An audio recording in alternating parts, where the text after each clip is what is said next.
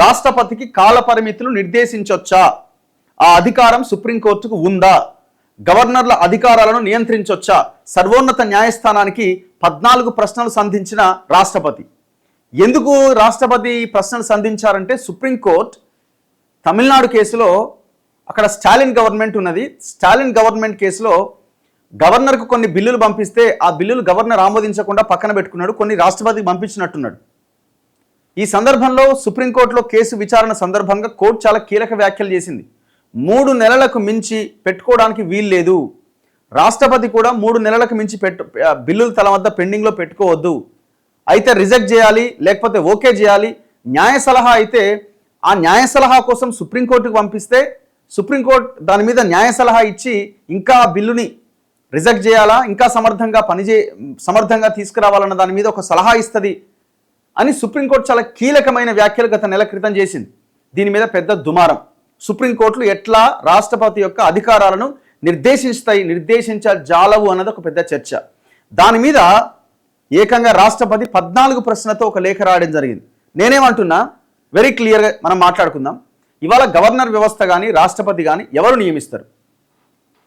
కేంద్రంలో ఏ పార్టీ అధికారంలోకి వస్తే, ఏ పార్టీ ఎంపీలు మెజారిటీగా ఉంటే ఆ పార్టీ ఎంపీలు, ఆ పార్టీ నాయకత్వం చెప్పిన వాళ్ళు రాష్ట్రపతిగా ఎన్నిక కావడానికి అవకాశం ఏర్పడుతుంది. ఇది 100%.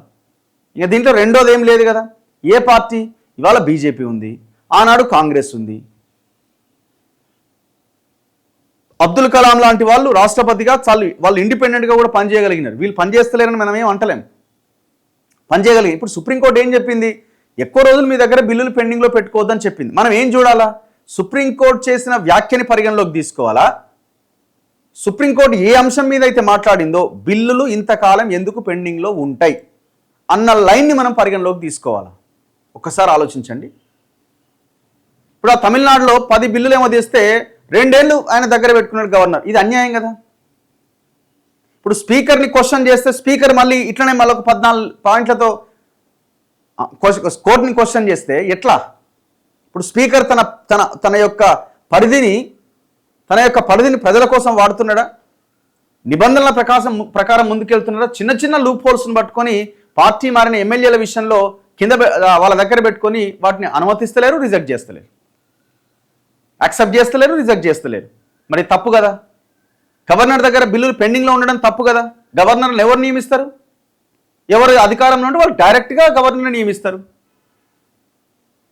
మరి ఇప్పుడు రాజ్యాంగబద్ధ వ్యవస్థలే కావచ్చు, అపరిమితమైనటువంటి అధికారాలు మీకు ఉండొచ్చు.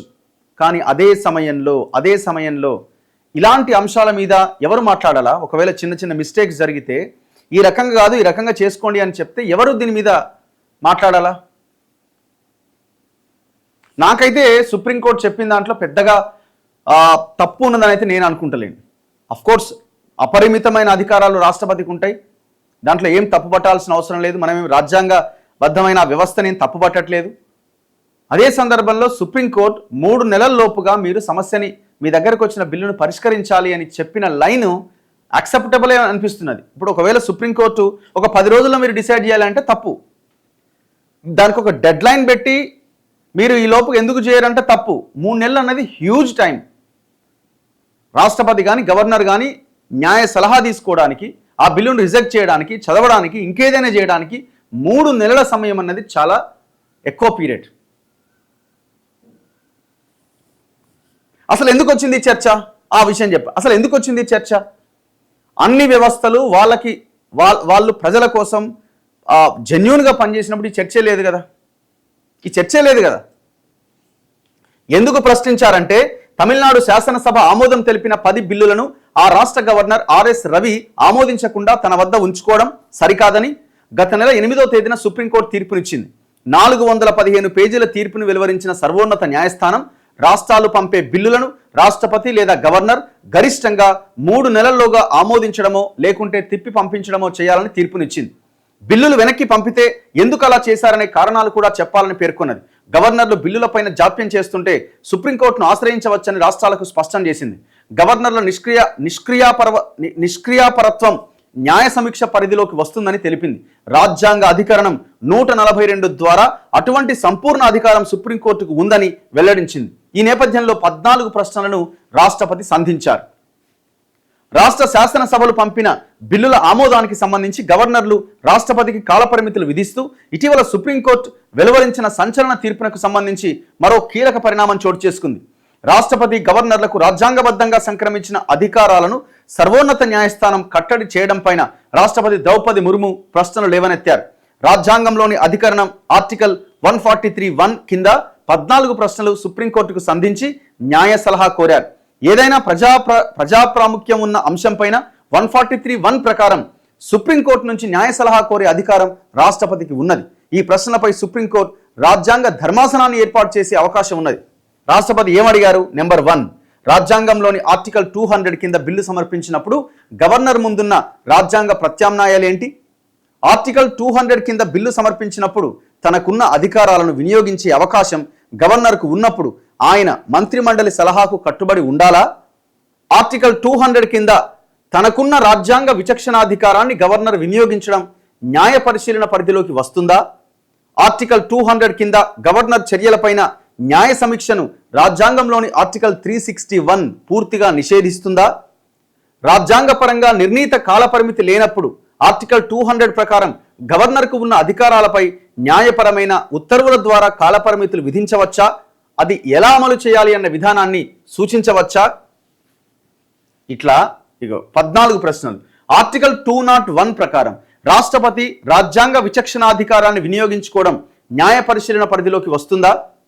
రాజ్యాంగం ప్రకారం నిర్ణీత కాల వ్యవధి లేనప్పుడు ఆర్టికల్ 201 ప్రకారం రాష్ట్రపతికి ఉన్న విచక్షణాధికారాలపై న్యాయపరమైన ఉత్తర్వుల ద్వారా గడువులు విధించవచ్చా?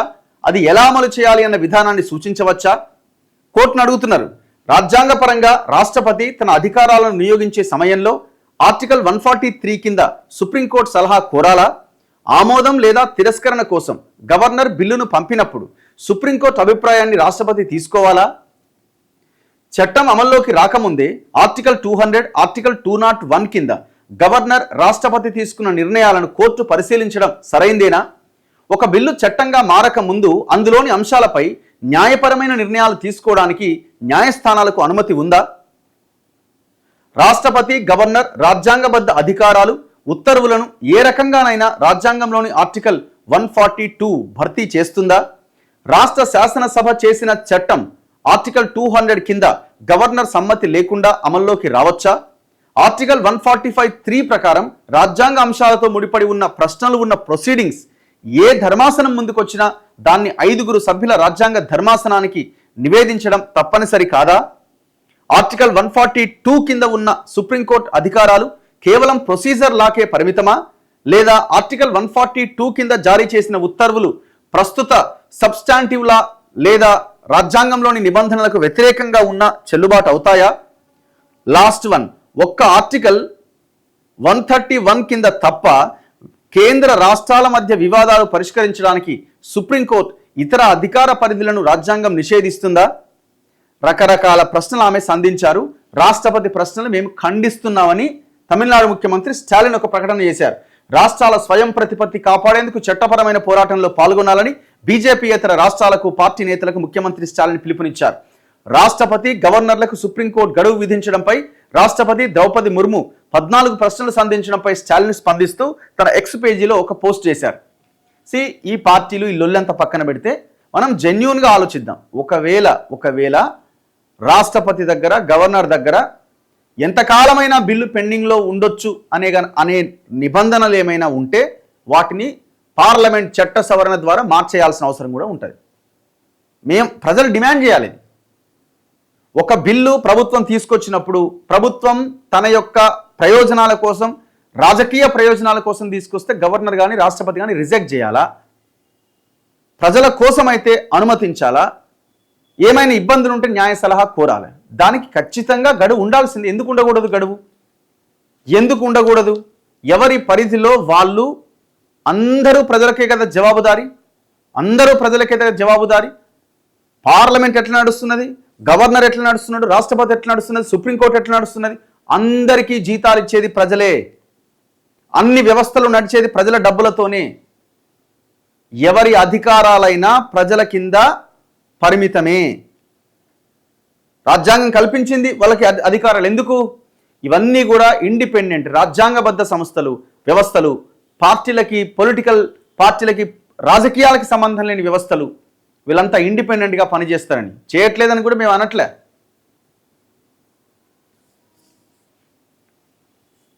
సో ఇది నిన్న జరిగిన ఒక చర్చ. ఇప్పుడు ఇంత చర్చ నడుస్తున్నది కదా, ఒక ఎమ్మెల్యే పార్టీ మారితే, ఒక ఎంపీ పార్టీ మారితే, ప్రజాప్రతినిధి పార్టీ మారితే వాడి యొక్క శాసన సభ్యత్వం కానీ, పార్లమెంట్ సభ్యత్వం కానీ ఇమీడియట్గా రద్దు చేయాలి అన్న ఆలోచన కానీ, ఇది కానీ ఏ రాజ్యాంగబద్ధ సంస్థకో, ఇండిపెండెంట్ బాడీస్కో, ఏ లీడర్కో, ఏ పొలిటికల్ పార్టీకి ఎందుకు గుర్తుకురావు? దీని మీద ఎందుకో దేశంలో చర్చ జరగదు? దీని మీద ఎందుకు దేశంలో చర్చ జరగదు?